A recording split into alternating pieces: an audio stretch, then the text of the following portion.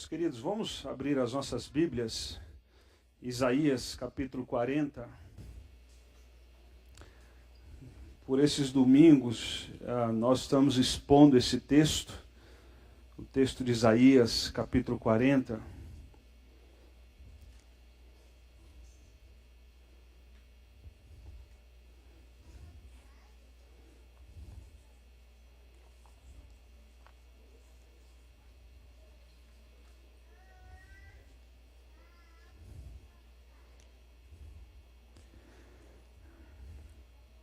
Na semana passada, nós abordamos os primeiros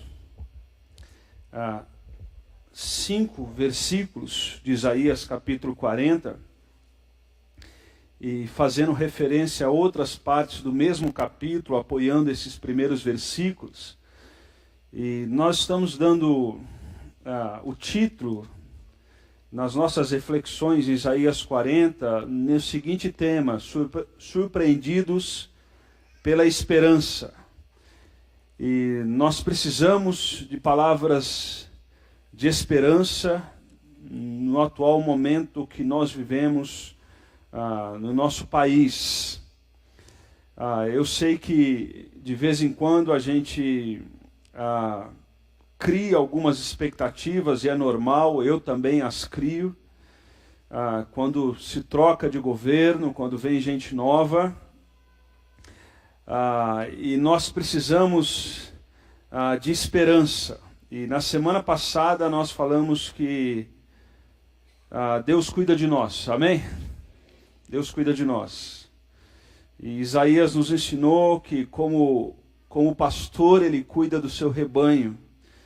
E com o braço ele ajunta os seus cordeiros e os carrega no colo e conduz com cuidado as ovelhas que amamentam suas crias. Então nós queremos pedir que o Senhor use esses próximos minutos, poucos minutos que nós teremos depois com o pastor Sandro a celebração da ceia do Senhor. Nós vamos pedir que o Senhor use esses minutos para comunicar as verdades dele ao nosso coração. E que haja transcendência, que haja comunicação do Espírito Santo de Deus com o nosso espírito, as verdades do Senhor. Então eu vou convidar os irmãos que oremos mais uma vez e possamos pedir ao Senhor que o Senhor fale aos nossos corações com aquilo que Ele tem reservado para cada um de nós nessa noite. Vamos orar mais uma vez, por favor. Senhor nosso Deus, nós, de tempos em tempos, nós vivemos novas expectativas na política do nosso país, e hoje não é diferente.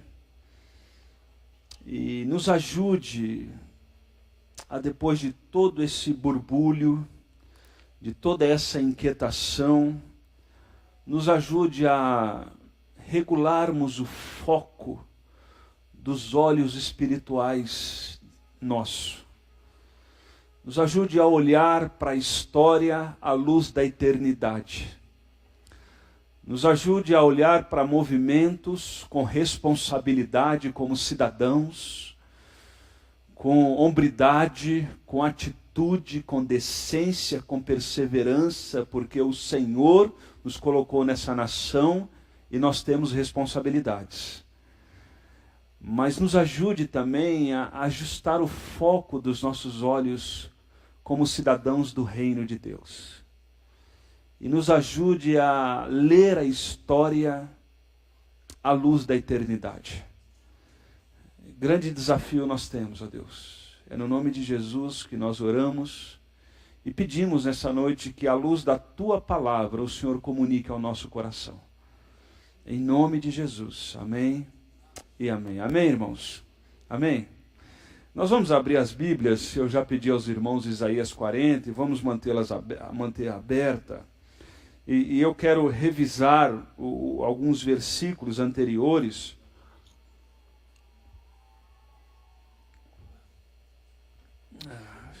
Gol do Corinthians.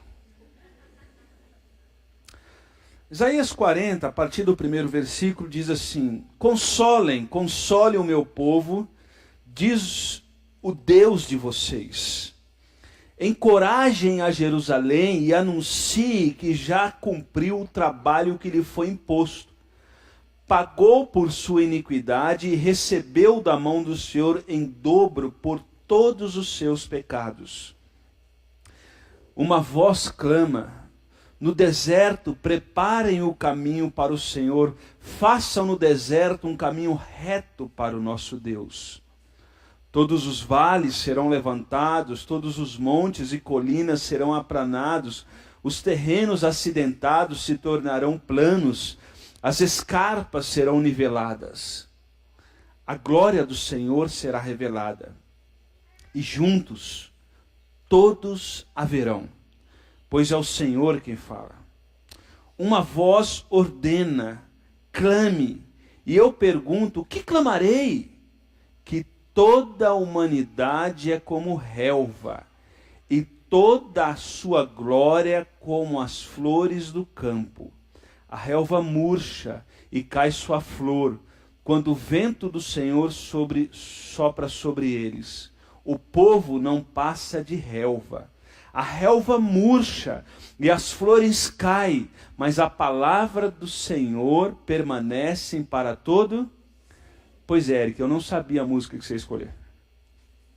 Você viu que a gente acabou de ler o que a gente cantou? Eu vou focar com os irmãos na nossa exposição do verso 5 ao verso 7. Semana passada nós lemos do verso 1 ao verso 4. Então, quem não estava semana passada, eu queria só revisar com os irmãos, para que a gente possa ler melhor esse texto.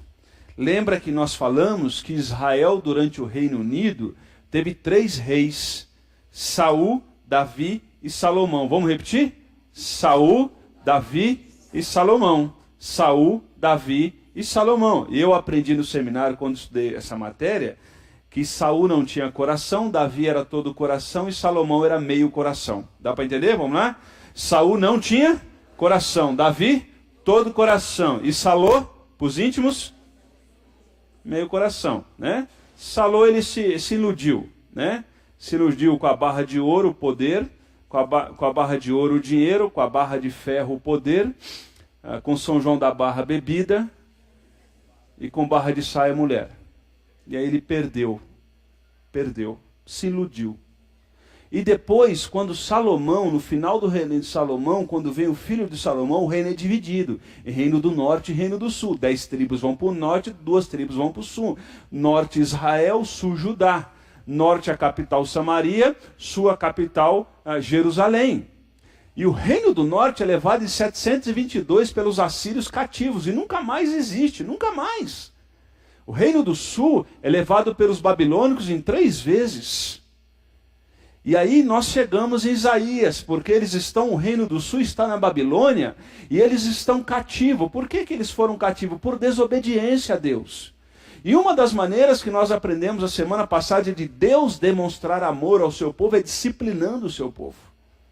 Portanto, o texto sagrado diz que Deus disciplina os seus filhos. Quem não é disciplinado não é filho de Deus, o texto diz. Lembra disso? Né? E aí Provérbios vai dizer que o pai que ama o filho, ele faz o que com o filho? Disciplina. Ele estabelece limites, porque estabelecer limites é a manifestação de amor. Agora preste atenção, deixa eu colocar os pingos nos is. A Bíblia não fala de espancamento, correto? Amém? Tá? A Bíblia nunca disse que espancar é disciplina. A Bíblia diz estabelecer limites. Uma criança que não tem limites estabelecidos pelos seus pais, quando cresce, as autoridades terão que estabelecer limites na vida dele. Então, o que Deus faz com o seu povo? Para que o seu povo não se perca, ele disciplina o seu povo. E agora Deus está trazendo o seu povo de volta. E por isso que ele fala: consolem o meu povo. Esperança.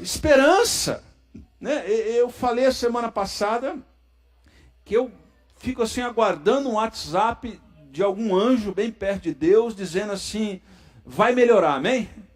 Vai melhorar, vai clarear, vai melhorar. Andei conversando com Deus aqui, e Ele acabou de colocar no nosso grupo o seguinte, espera que vai melhorar, tá bom? E essa expressão, consolem o povo, a esperança do Senhor, consolem. E aí, ele vai dizer o seguinte, que o Senhor vai consolar esse povo e vai dar esperança no deserto. No deserto, verso 3. E nós aprendemos que Davi foi mais fiel a Deus e frutífero a Deus no deserto do que no palácio. No deserto ele escreveu salmos tremendos que nós lemos até hoje. No deserto ele dependeu de Deus e no palácio o que ele fez? Adulterou com Betseba.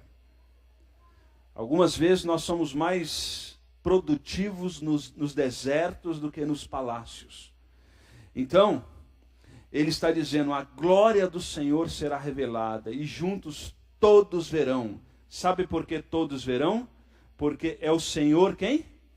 Que glória é essa? Jesus. Jesus é Deus. E Jesus é a revelação máxima de Deus. É Deus que fala, virá Jesus. Vocês estão vendo agora a ponta da montanha. Mas vocês verão tudo em Jesus, e Jesus virá. E agora ele diz assim, a partir do verso 6, que nós vamos ficar um pouquinho aqui a partir do verso 6. Ele diz assim, uma voz ordena, clame. E eu pergunto, o que eu vou clamar? E ele vai dizer o seguinte, agora ele vai fazer um contraste. E daqui a pouco nós vamos entender esse contraste. Ele diz o seguinte, que toda a humanidade é como a relva. De manhã vem, daqui a pouco vai passar. Que toda a humanidade... Credo, pastor, que negócio mais depressivo. Não, calma. Calma. Fica calmo. Que toda a humanidade é como a relva. E toda a sua glória é como as flores do campo. A relva murcha e cai sua flor, quando o vento do Senhor sopra sobre eles. O povo não passa de quê? Relva. A relva murcha e as flores caem. E agora ele faz o contraste. Mas a palavra do nosso Deus permanece para sempre. E daqui a pouco ele vai dizer quem é esse Deus. Então o que ele está fazendo aqui quando ele compara a nossa vida como a relva? Tiago vai fazer essa espécie de comparação, só para a gente usar um texto do Novo Testamento para apoiar um texto do Antigo Testamento. Tiago vai fazer uma citação parecida com isso. Por exemplo, se você puder, abra sua Bíblia em Tiago, capítulo 4.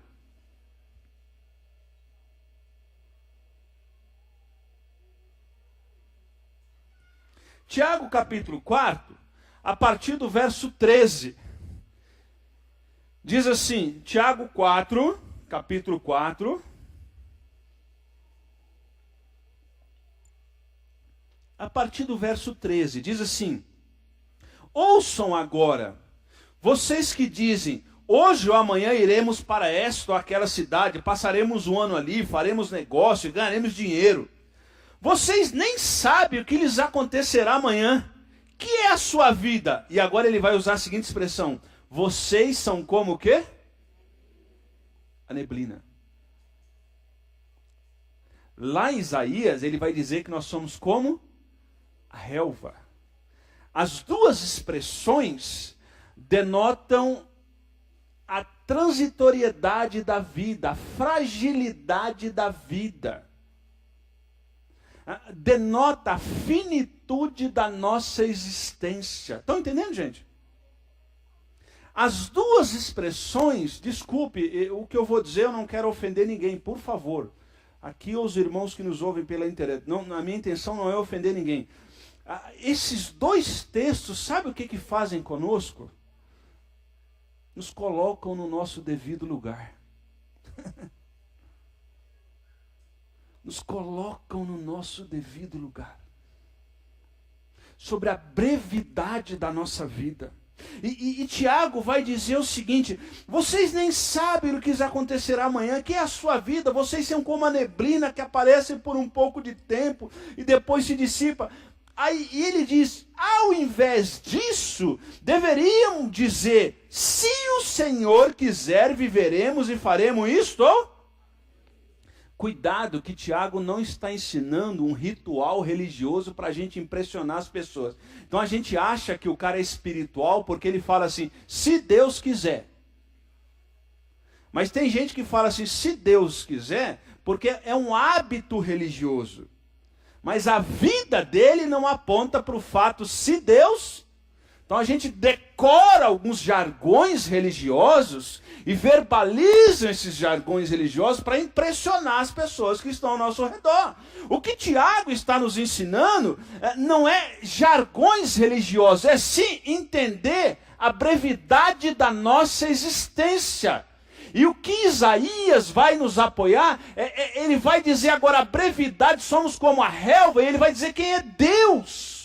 Mas vamos acabar a leitura de Tiago 4. Ele vai dizer, se o Senhor quiser, viveremos e faremos isto ou aquilo. Agora, porém, vocês se vangloriam das suas pretensões. Toda vanglória tem origem aonde? Toda vanglória vem do diabo. Pensem nisto, pois, quem sabe o que deve fazer o bem e não faz, é o quê?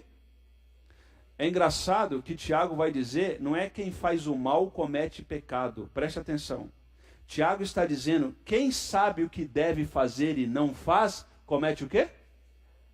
Pecado. Vamos voltar, eu queria usar esse texto do Novo Testamento para apoiar o texto do Antigo Testamento. Vamos voltar para Isaías, porque Isaías vai falar sobre a brevidade da nossa existência. E ao mesmo tempo que ele fala da brevidade da nossa existência, ele fala sobre a infinitude de Deus, o poder de Deus. Porque o que Isaías está nos ensinando é o seguinte, enquanto mais de nós, mais arrogante nós vamos viver, e mais distante de Deus iremos caminhar. Enquanto mais perto de Deus, mais a gente sabe da nossa condição, e sabendo da nossa condição, nós caímos em humildade diante de Deus. Deixa eu ilustrar o que eu estou dizendo no próprio livro de Isaías. Isaías capítulo 5, Isaías olha para os outros e fala assim, ai de vocês, ai de vocês, ai de vocês, ai de vocês. Isaías capítulo 6 diz que ele entra na presença de Deus, e ele percebe que Deus, lembra disso? Santo, santo, santo. E aí Deus toca em Isaías. E quando Deus toca em Isaías, o que Isaías muda? E ele não fala agora, ai de vocês, como no capítulo 5. Agora no capítulo 6 ele fala o quê? Ai de mim. O que ele está dizendo é que enquanto mais perto de Deus, mais nós entendemos que nós somos como a relva. Dá para entender, irmãos? E enquanto mais longe de Deus, a gente acha que a gente é Highlander. Né? A gente acha que a gente é Highlander. A gente é imortal. E aí, eu queria defender a tese nesse cenário que nós vivemos do Brasil, onde um grupo lá atrás dizia que a religião, um pseudo-pensador dizia que a religião é o ópio do povo. E nós vivemos uma época onde a política se tornou o ópio do povo, a droga do povo. E eu queria dizer para vocês que o Senhor vai dizer aqui que o que governa o universo não são homens e mulheres que são como a neblina e como a relva.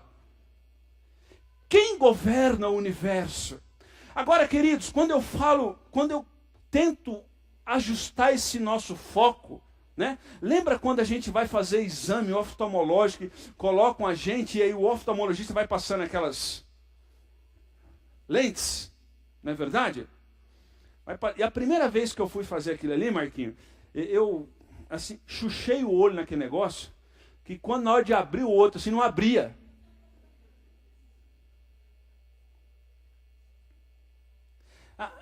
E aí, a médica ia tentando ajustar, e eu pelejando ali para ver se eu enxergava um pouquinho mais para o óculos, ficar mais barato, né, Luiz Paulo? Para não gastar tanto com óculos. Então, deixa eu ajustar um pouquinho aqui.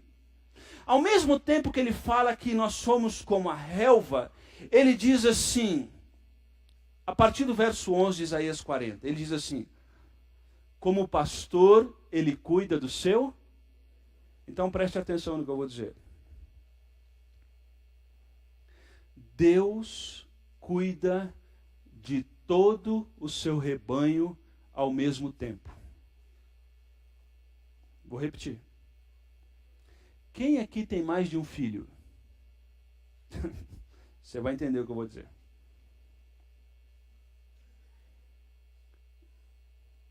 Cuidar de um já é difícil. Cuidar de mais de um ao mesmo tempo é praticamente impossível. Você toma cuidado se não se acidenta.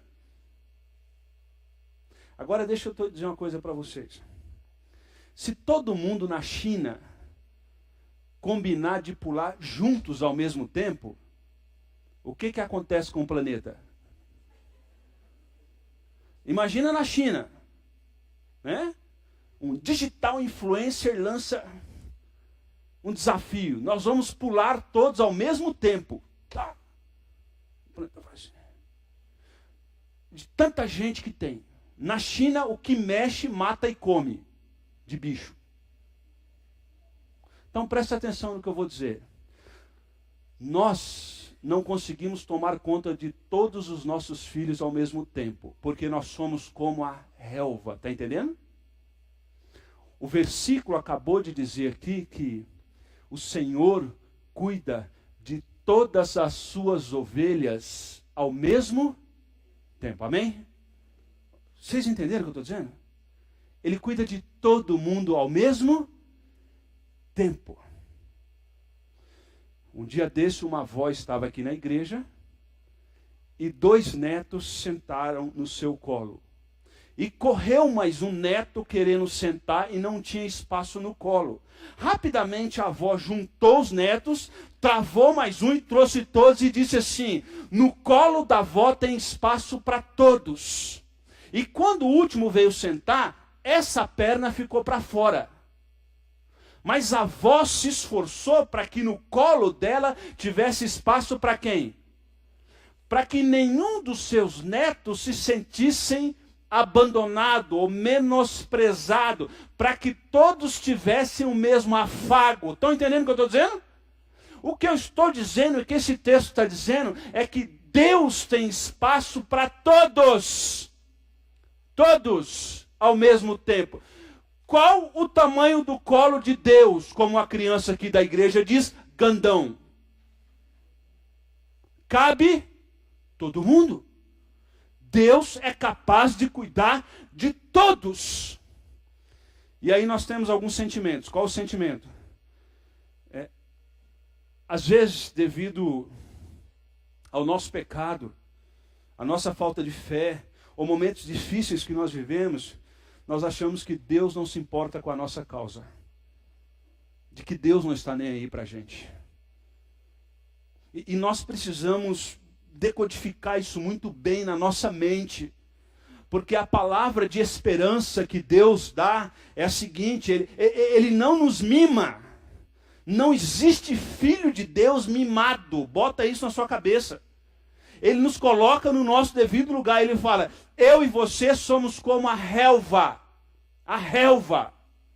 Mas mesmo sendo como a relva, ele encontra espaço, tempo e sabedoria para cuidar de todo o seu rebanho ao mesmo tempo. E aí, ele vai numa crescente. E qual é a crescente que ele faz aqui? Ele diz o seguinte, verso 12 de Isaías capítulo 40. Quem mediu as águas na concha da mão, ou com um palmo definiu os limites do céu? Então, vocês sabem disso, não precisa fazer universidade para saber isso. Basta pegar o mapa mundi, você vai ver que tem mais azul do que outra cor, correto? Correto? Né? Já pegou água na mão e fez assim, ó? O que o texto está dizendo é que Deus, ele pega toda a água do universo aonde? É isso que Isaías está dizendo. Mas eu e você somos como o quê, Isaías? Relva. Relva. Relva. Ele pega... Qual o tamanho do seu Deus? O tamanho do nosso Deus é o seguinte, ele pega toda a água do universo na concha da sua mão. Ou melhor, com o palmo definiu os limites. Já jogou, aqui chama birosca ou bolinha de gude? Bolinha de gude. Já jogou bolinha de gude? Então a gente pegava a bolinha de gude. Vocês mais novos, bolinha de gude é um negócio assim, ó.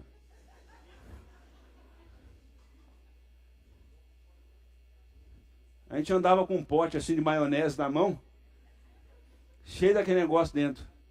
Entendeu? A gente passava o dia inteiro fazendo arapuca para catar passarinho e jogar aquele negócio. Aí a gente fazia um triângulo no chão assim. Não é de maçonaria não, pode ficar tranquilo. Botava as bolinhas assim e jogava apostando. Né? E a gente dava o palmo. Só que de vez em quando a gente dava o palmo e fazia assim, ó. Você está entendendo? E aí a gente era pequenininho. E aí, por exemplo, imagina jogar birosca com o pastor Sandro. Você está entendendo? Era vantagem jogar a bolinha de gude com o Jefinho da vida, né? Mas sempre, eu tinha um amigo que tinha a mão grande. E esse texto está dizendo que Deus mediu toda a circunferência da terra na palma. Agora preste atenção aqui. Qual o tamanho do seu Deus? A Bíblia diz que o nosso Deus pega a concha, pega toda a água do planeta na concha e mede toda a circunferência da terra na palma. O meu Deus não tem compromisso com o partido político. O meu Deus não tem ideologia de esquerda ou de direita. Desculpa o que eu vou dizer, irmãos. Mas essa semana, alguns homens que se dizem pastor e não são, lideraram movimentos em praça pública de apoio a fulano ou beltrano. Homens que se servem da igreja e nunca serviram a igreja. Se você é fã de um desses, problema é seu. Eu os conheço. Nenhum deles se servem à igreja. Muito pelo contrário, se servem da igreja. E em nome de Deus, quis condicionar Deus às suas preferências ideológicas de direita ou de esquerda ou de centro. Deus não tem compromisso com isso. Estão entendendo, irmãos? Deus não tem compromisso com isso. Deus tem compromisso com a história. E na história está dizendo que ele tem o controle de todos os reinos.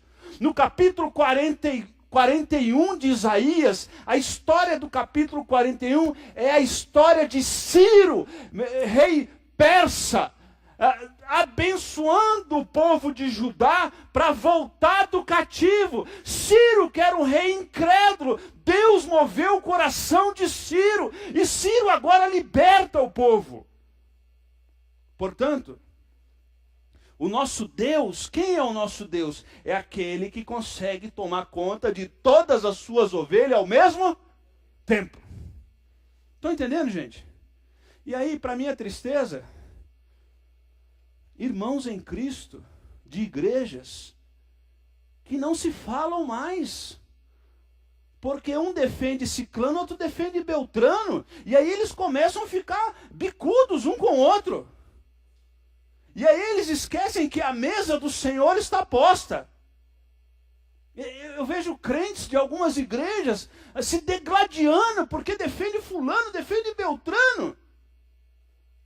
Agora deixa eu dizer uma coisa, quem é fulano e beltrano? Olha só. Versículo 15 de Isaías 40.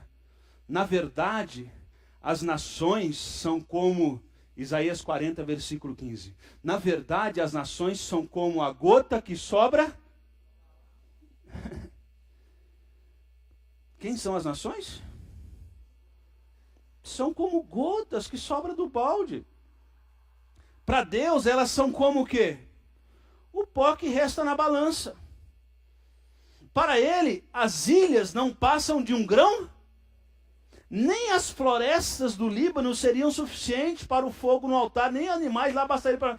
Diante dele, todas as nações, diante de Deus, todas as nações são como o quê? Nada. Para eles, são sem valor e menos do que nada. Então, irmãos, sabe o que Isaías está dizendo aqui? Que a nossa esperança, nós temos sim, nós temos responsabilidade como cidadãos. Nós temos responsabilidade como cidadãos. Mas ele está dizendo que a nossa esperança não estão nesses. Por quê? Esses para Deus são como gota de água que sobre do balde. Quando tem uma gota de água no balde que você usou para lavar, você fica preocupado com aquela gota? Com a gota? Não. É isso que Deus está dizendo. São insignificantes. Quem é Alexandre o Grande? Foi um conquistador. E sabe o que é interessante? Alexandre o Grande, quando morreu, que não era o grande, ele tinha 1,52 m. Alexandre o Grande, quando morreu, ele fez algumas coisas bastante interessantes, né? Uma das coisas que ele fez foi, o seu caixão, ele foi carregado com os braços para fora, balançando. E ele escreveu, ele disse que as pessoas precisavam entender que quando alguém morre, por mais poderoso que seja, ele não consegue levar absolutamente nada. Está entendendo? Ele não consegue levar absolutamente nada. Segunda coisa que Alexandre Grande fez, foi ele pediu que os médicos carregassem o seu caixão. Então, quem carregou o caixão de Alexandre Grande? Essa história diz, os médicos. Porque ele queria ensinar para o povo que os médicos, eles não têm poder sobre a vida e sobre a morte. Eles não são donos da vida. Ele queria ensinar sobre a transitoriedade. Quem foi? Quem foi os grandes líderes mundiais? A Bíblia diz que são como gota num... Agora, se a sua esperança continuar nesses caras, você vai ficar sem dormir. Você vai ficar apavorado. Seus dias serão terríveis. Seus dias serão terríveis. O que Isaías 40 está nos dando é uma palavra de esperança. Em quem nós confiamos? Naquele que é o pastor que cuida de todas as suas ovelhas ao mesmo tempo. E não perde nenhuma. Deixa 99 e vai buscar? Não perde uma. Então onde está o nosso foco? Onde está o nosso foco? O nosso foco deveria estar, nós somos como a relva. E quem é o nosso Deus? Nosso Deus é aquele que mediu as águas na concha da sua, ou mediu toda na palma da sua mão. E ele diz assim, verso 14 de Isaías 40.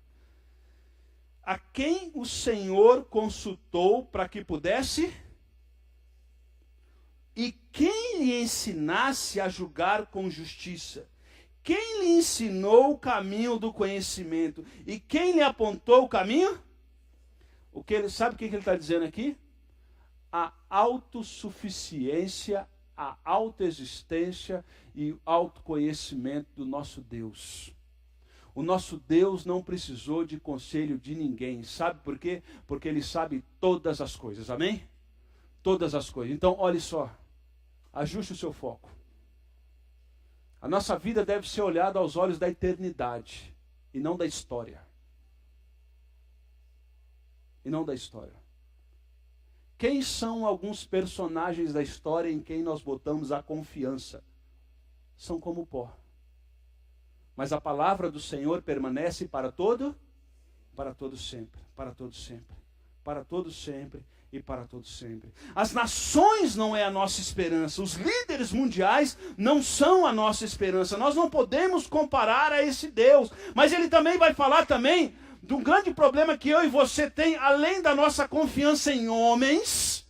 Agora ele diz sobre a nossa idolatria. A partir do verso 18, ele diz o seguinte: com quem vocês compararão a Deus? Como poderão representá-lo? Com uma imagem que o artesão funde, ou com ourives de cobre e de ouro, e para qual modela correntes de prata? Ou qual o ídolo do pobre, que pode apenas escolher um bom pedaço de madeira e procurar um marceneiro para fazer uma imagem que não cairá?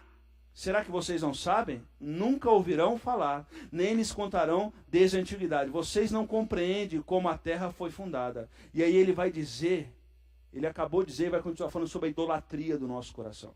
E talvez você possa dizer assim, mas pastor, eu não adoro nenhuma imagem. Talvez a gente não adore imagem feita por mãos humanas. Mas tem algumas idolatrias que nós temos no nosso meio, na nossa geração, que precisam ser condenadas publicamente. Por exemplo, paira sobre a nossa sociedade uma idolatria com a imagem do corpo. A imagem do corpo. E é onde pessoas gastam dias, dinheiro, muita preocupação, com uma extrema produção com o que os outros vão achar de mim. Eu não estou dizendo que a gente não deva cuidar do corpo, porque o nosso corpo, a Bíblia diz que é templo do quê? Do Espírito. Comer desregrado é pecado. Não cuidar do corpo é pecado. Mas também tem o outro extremo, da extrema idolatria com a imagem, o narcisismo da nossa geração, que é a idolatria. Talvez a gente não sacrifique as crianças nos templos a Moloque, como faziam na antiguidade. Mas há muito filho sendo sacrificado em nome de sucesso no mercado de trabalho. Talvez a gente não adore um bezerro de ouro, mas talvez a gente tenha adorado demasiadamente a nossa carreira profissional e o dinheiro. E isso tem sacrificado outras áreas da nossa vida. Talvez a gente não tenha esses ídolos que nós acendemos velas ou devotamos, mas nós temos ídolos invisíveis. E o que é um ídolo? É tudo aquilo que seduz a nossa adoração além de Deus. Talvez o nosso ídolo seja o nosso filho, a nossa filha. Talvez o nosso ídolo seja a religião. Qual é o seu ídolo? Qual é o seu ídolo? A Bíblia está dizendo assim que o nosso Deus não é como os ídolos. E os ídolos, eles nos seduzem na adoração, mas mais cedo ou mais tarde apresenta a fatura do que lhe será cobrado.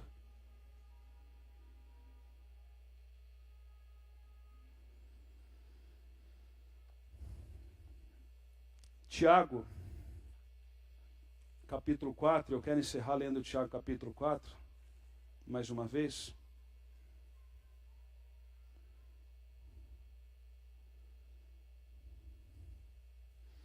Capítulo 4, versículo 15 diz assim: ao invés disso, deveríamos dizer, se o Senhor,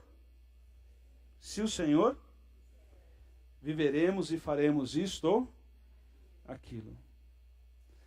Então eu gostaria de encerrar dizendo o seguinte: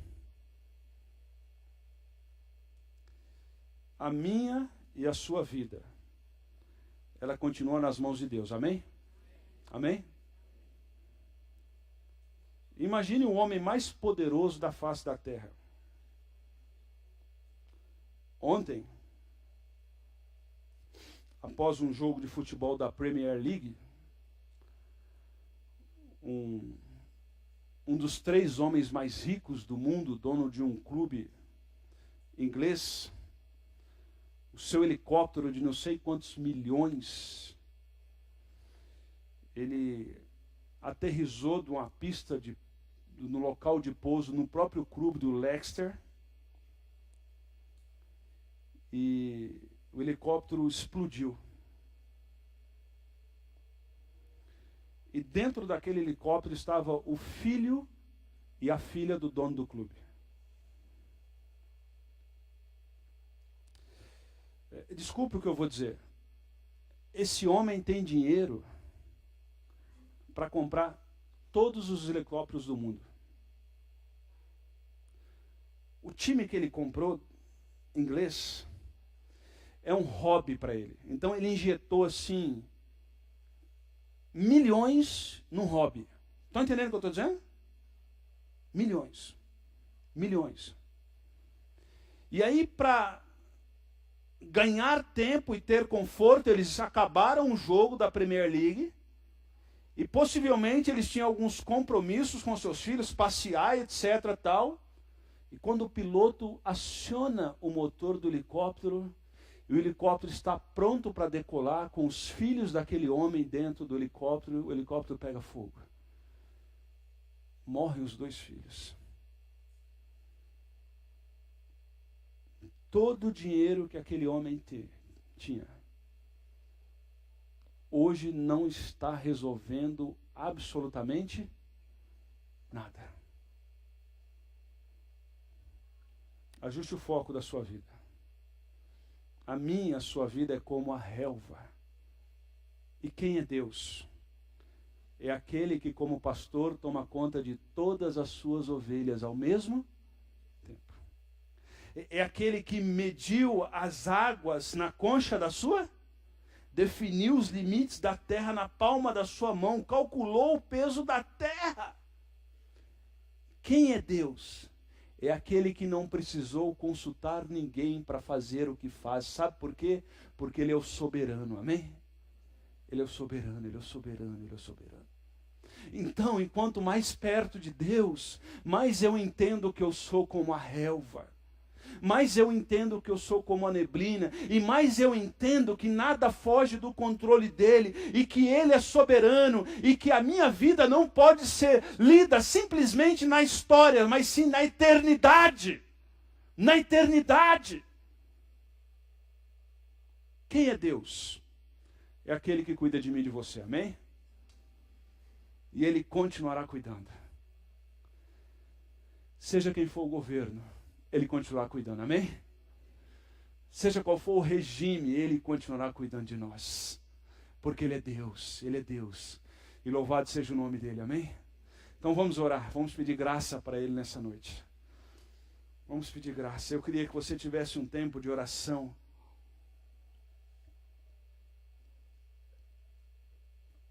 Porque nós vamos celebrar a ceia, que tivéssemos um tempo de oração. E que nesse tempo de oração agora, nesses minutos, a gente não pedisse nada para Deus. Mas que na nossa oração fosse a seguinte: Deus, me ajude a me aproximar mais do Senhor. Porque se eu viver mais perto do Senhor, eu não vou me empolgar com movimentos que aparentemente são libertatórios do meu país. Eu não vou me iludir com falas messiânicas. Eu vou cumprir o meu papel como cidadão, sim, porque devo fazer isso. Isso agrada ao Senhor. Mas eu vou entender que eu sou como a relva. E a minha vida só faz sentido se eu olhar para ela com a lente da eternidade.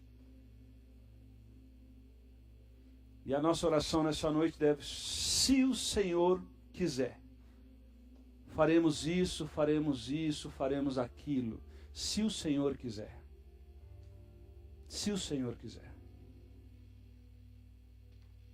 E se o Senhor não quiser, nosso coração vai se acalmar no Senhor.